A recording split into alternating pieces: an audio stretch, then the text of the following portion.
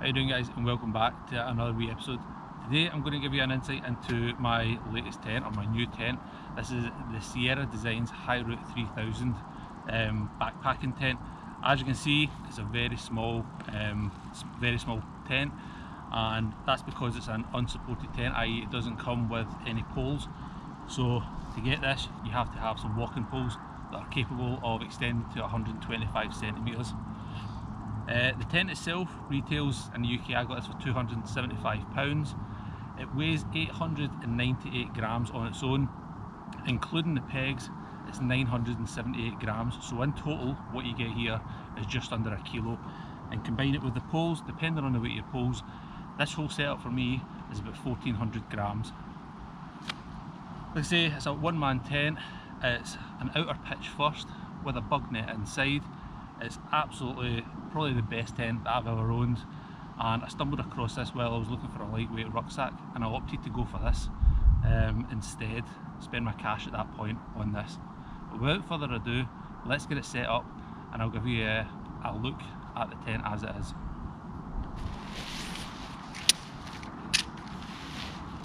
So with the tent, you get your pegs, you get 10 pegs, and also 2 extra guy lines, but we'll come on to them in a bit. The pegs are lightweight aluminium pegs, and they weigh 8 grams each. You get 10 of those.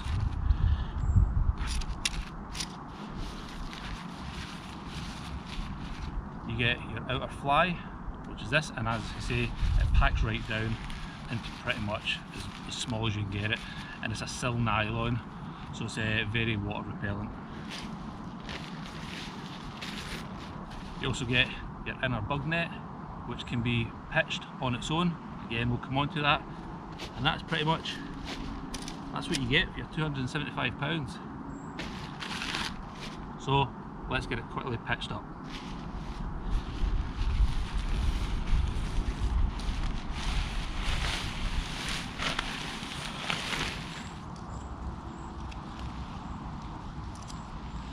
So as I'm pitching it, it's worth noting that there's 4 corners to pitch out. 3 of the corners have got yellow tags, and 1 corner, which I describe as the front right, has got a red tag.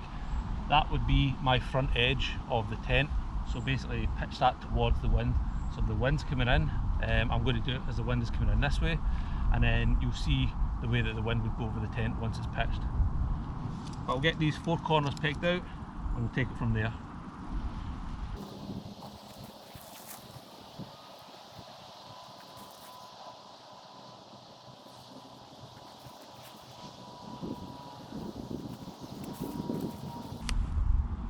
With the 4 corners pitched out, we just come into the main door, and then we're going to put the first walking pole at the back of the tent and raise it up off the ground.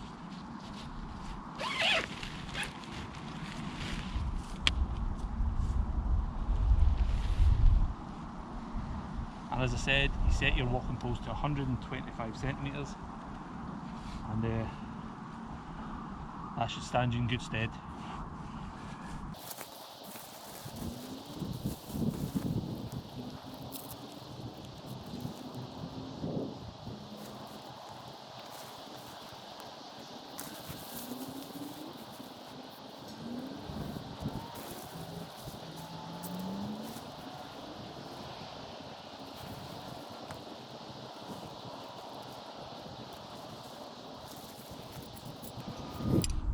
With the 2 walking poles in, now all you need to do is pull the guy lines out, and that will give you the tautness.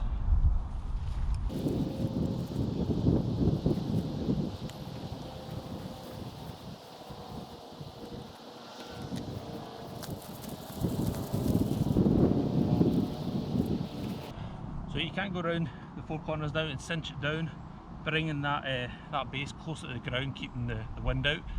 But on warmer days like this, I would keep it up to let the air go through. What we'll do now is we'll take you inside. You can see the tent in its current pitch state, and then we'll move on from there. So as you can see in here, we've got 1 walking pole situated in, and there's a little eyelet under here, and the pole actually goes into an eyelet which holds onto that, so this is all taut all the way up. At the top you've got the Velcro which holds it against the tent, and then a reinforced patch here. This clip here is where we're putting the bug net in. As I showed you on my Tindrum trip, this can be pitched on its own. So if you just need a bit of shelter, maybe you're stopping for an hour or something on a trail, you can throw this up and it'll give you the shelter. There's no need to put the bug net up. Plus, if you're in like warm conditions and you want to just put up one of these tarps without a bug net, then you've got that option to do it. What I'll do now is stick the bug net in it, show you how quick that is, and then I'll show you how much space you've got when the tent is fully pitched.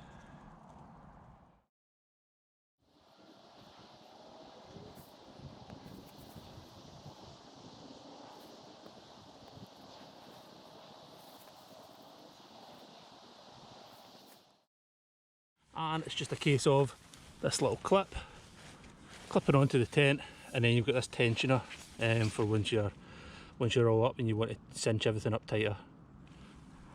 The only thing I need to do next for the bug net is to put the little yellow clips up by the top of the walking poles, and then that is it, pretty much set up.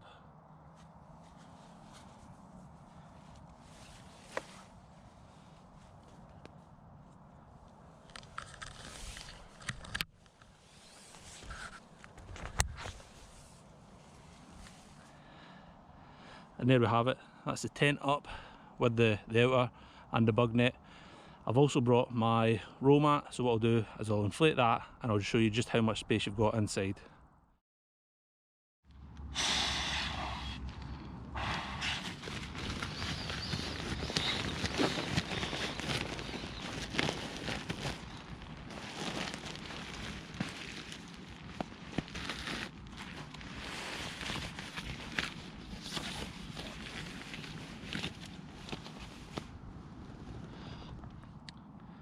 So as you can see, this mat is 180 centimetres long and you've got plenty of room there.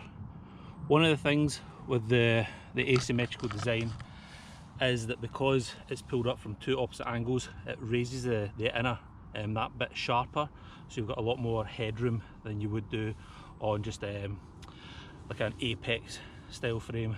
That's the theory anyway.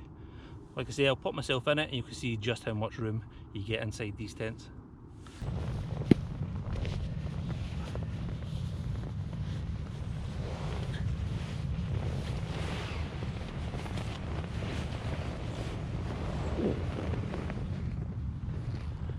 So as I say, I am just over 6 foot tall myself and not the smallest of people, and I've got absolutely bags of room in here, no complaints whatsoever.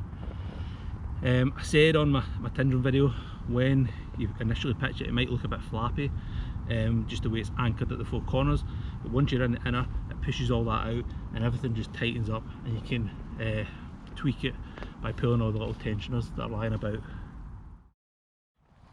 Another feature I'll show you is this zip here. Normally you would expect an entrance on both sides, but you've only got the entrance on one side of the tent. The other side is a gear store, and on the outside you've got an opening just like the door, so you can put your rucksack and things in there from the outside. But when you're inside, you've got this crescent moon zip over my left shoulder, and that gives you access into where your gear is stored, hence why it's called a gear store. So that, in a nutshell, is the Sierra Designs High Route 3000 tent. I'm trying to think if there's anything I've missed out on it before we go on, and I'll show you the bug net being pitched on its own, because you use the walking poles upside down to do that. So I'll quickly go over that and I'll show you how that's pitched. I think I said 3000, the name 3000 lets you know it's a 3000mm hydrostatic head. And another interesting point is the cords, the guy ropes, have actually got Dyneema running through them, so that when they take on water they don't actually expand.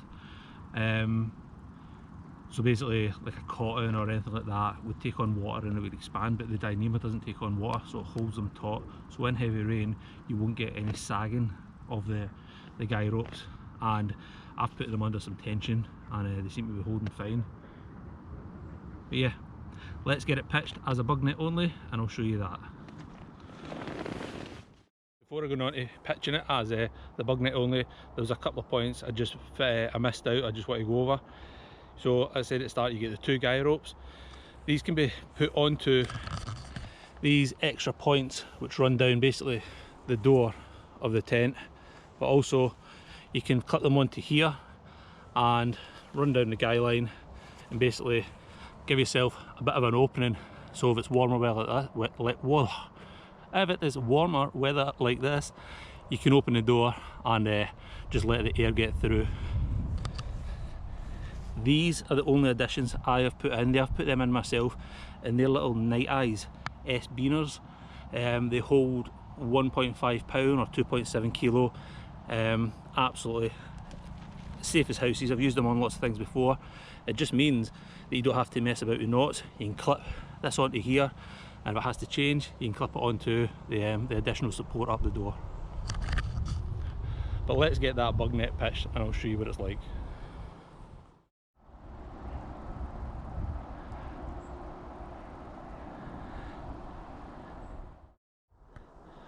So I've just spent a wee 5 minutes there taking the fly off, packing that away, and pitching the tent as the bug net only, and this will give you a better view of the kind of space that you'll get inside. And if you get glorious weather like this and somewhere like Scotland, then you can pitch it like this only. The only thing is, you need to be sure that you're going to get good weather all night, because if the weather turns during the night, you're going to have to drop that setup quickly, put the fly up, turn your poles around, and pitch it back up again. But we'll go and have a look at the fly net only. So as you can see, this is the main entrance here, the big J-zip, and I'll just let you see inside. I say that's my sleeping mat, 180 centimetres, and it fits in nicely with great room at both the head and the feet to put little bits in. The guy ropes that I was using to open the door, you basically just put them, again with my S-beaner that I've put on, onto the clips that were holding the bug net up to the inside of the fly, onto the walking pole on the upside down with the spikes facing up. There's a little loop on there that it just goes round,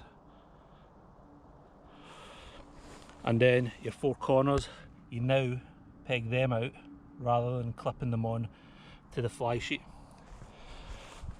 As I said before, this is an asymmetrical design, so even standing here at the side, it looks squint, it looks as if it's sloping off to one side. However,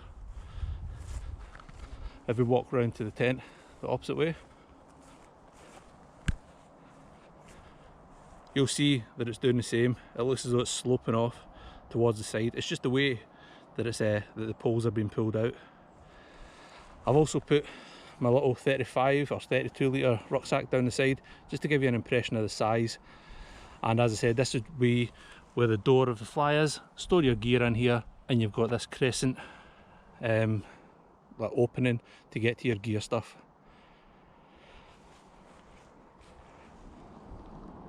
So there we have it, guys, the Sierra Designs High Route 3000 backpacking tent.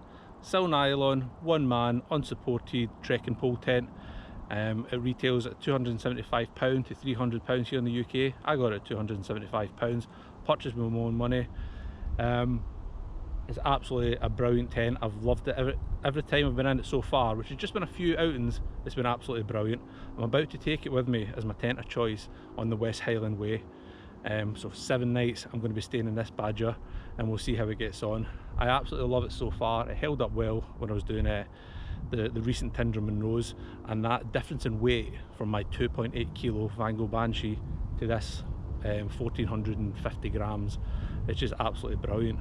And that 1450 is including the walking poles, so it's not like they're additional weight, they're weight that I'm carrying anyway. So the tent itself, all components, is under 1 kilo. Absolutely brilliant, and I love it. I think I've covered all the pertinent points. I hope that's given you a wee insight into this tent. If there's anything I've missed and you do want to know about it, then just pop me a wee question below, and I'll clarify it. I'll put all the weights, dimensions, everything like that in the description, so you can go and look for them, and I'll put a link to where I've bought this also, so you can go and have a look and browse around and see if it's something that you fancy. But yeah, absolutely super tent, and I cannot wait to try it out next week when I'm away on the West Highland Way.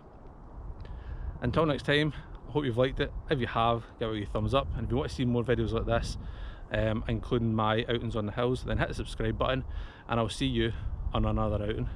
But for now, I need to pack this down because I'm leaving tomorrow.